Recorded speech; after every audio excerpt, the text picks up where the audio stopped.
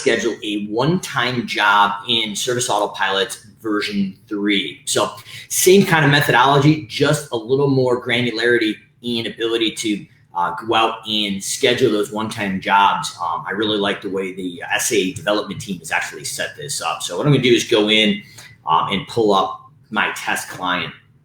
Now, we're not going to get into pricing matrices or budgeted time, but the actual option here is traditionally when people are working with simple growth, we traditionally have you schedule right off the estimate. If you're going to schedule right off the estimate, that's going to revert into V2 scheduling. But if you want to start scheduling in the new Service Autopilot V3 after we close out and accept that estimate, we're going to come to the client screen. I'm going to break that out for you here in a second. So I've got one of my test clients here. This is a new screen of a client or a lead. Obviously, a lead needs to be converted into a client before we can schedule. So that's one of the previous steps in the videos we've covered. Now, if you're not scheduling off the estimate, you want to start getting used to scheduling in V3, you're going to have to come back to the actual client screen once you've converted it and go into schedule a job.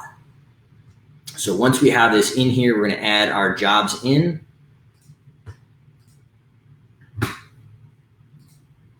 Oh, hold on a second.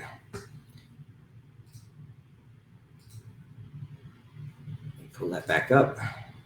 And that was a lead, so that was part of the reason why it wasn't there. So we'll actually convert that and show you how to convert that in.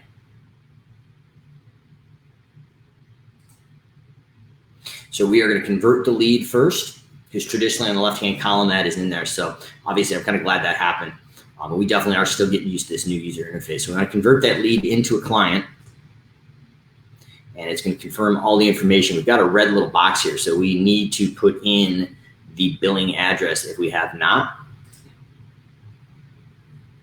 And we're going to stick that in there, and tax reference needs to be New York State for us, and save client. So coming up later this week, if you're watching this live, we're going to have a way to actually automatically transfer the billing address in there so you don't have that extra step. But now that is a client, we're going to go in and schedule the job. And we're going to do a one-time job for this video. So we're going to go in and click one-time job. This is going to be either one-time or waiting list, but I want to do a one-time job. I know the specific date that it's going on to. So I'm going to go in and search in for lawn mowing. Now you'll notice that we have a different colors here. And if we had estimated and it's on the estimate, this estimate in blue is signifying we've just estimated this, or it's in the queue. So I'm going to go in as if we just did a lawn mowing estimate and grab the estimate of $30. So traditionally, when you schedule off the estimate itself, you would transition and pull that information over. In V3, you have that highlighted in blue. And after talking to SA, I believe that we're going to be able to schedule right off the estimate after release number 3. So now we have that in there, our rates in there, and I'm going to put our budgeted hours of say 0.33.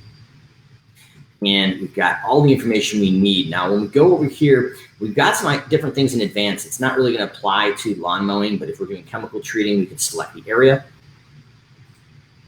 And it updates automatically to date sold. You can put account manager, and this source on here is already defaulted to the client source.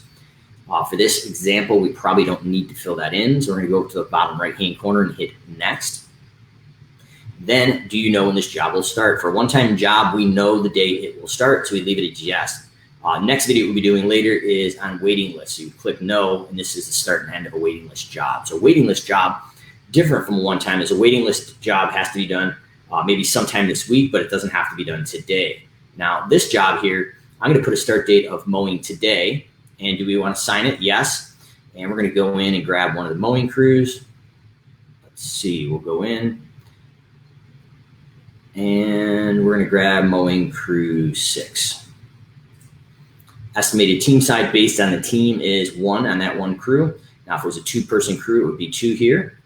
Once again, you have some other advanced options. Do you want to call ahead? And minimum hours a day, that's set on this one here. 8 hours for this company and this test account.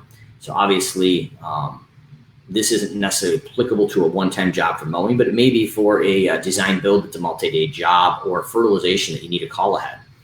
So we're going to scroll to the bottom right-hand corner and hit next, and we're getting into billing. So in this test account, our billing preference is built set weekly, but we can override it for this particular service here.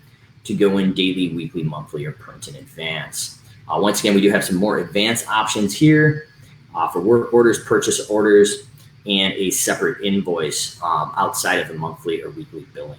So that is how we go out and set up a one-time job. We're going to scroll to the bottom and hit finish. And do you want to view your job now? It's going to actually let you view the actual job itself and how it's coming up. So it's a one-time job for today for $30 pre-tax. So that is the new workflow in the workflow wizard for V3 inside Service Autopilot. Next video we're going to be going over is a waiting list job and how to set that up. Very similar workflow, but just a little bit different.